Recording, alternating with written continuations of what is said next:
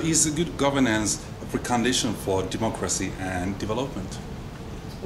I believe that good governance could be a bridge between democracy and development, and in certain circumstances where you've got development precedes democracy, we're talking about economic development, or democracy is the effective end of a conflict, then the gap between both would be a framework, a comprehensive framework of good governance which incorporates both democracy and development.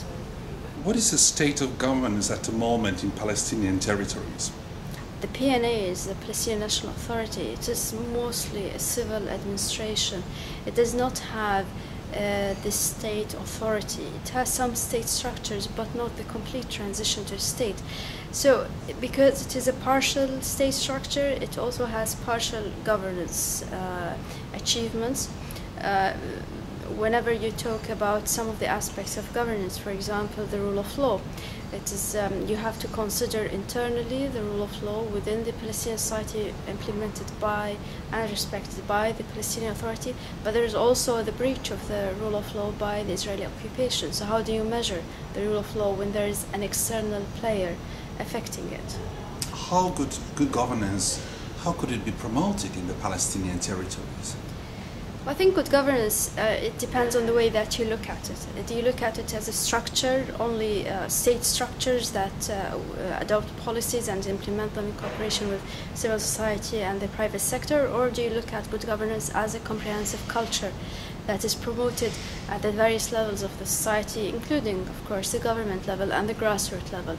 I think because the Palestinians do not really have a state at the moment, perhaps promoting good governance should start at the grassroots level, embedding the certain aspects of good governance into the culture of the society, such as, of course, democracy, and accepting the other, and pluralism, and so on.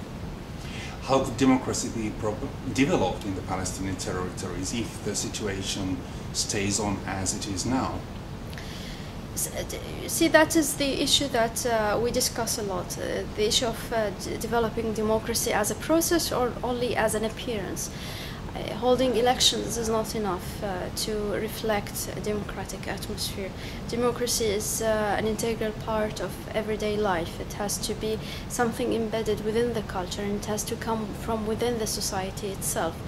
And this is again the dilemma of the Palestinians. If you want to promote democracy within the Palestinian society, but then the same society is also being subjected to oppression and non-democratic activities by the Israeli occupation, then there is a huge contradiction in the reality of the Palestinians.